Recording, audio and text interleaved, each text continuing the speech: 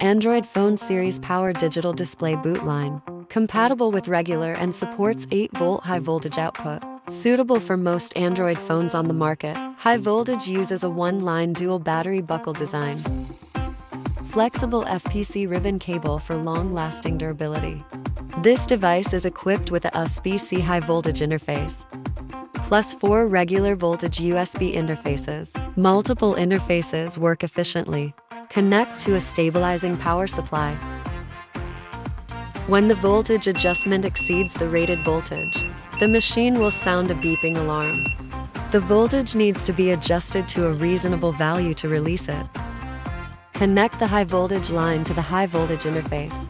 When the positive and negative poles of the ribbon cable are connected incorrectly, the boot line will short circuit and beep. Install the correct ribbon cable on the phone. The current digital display can be observed when the phone is turned on.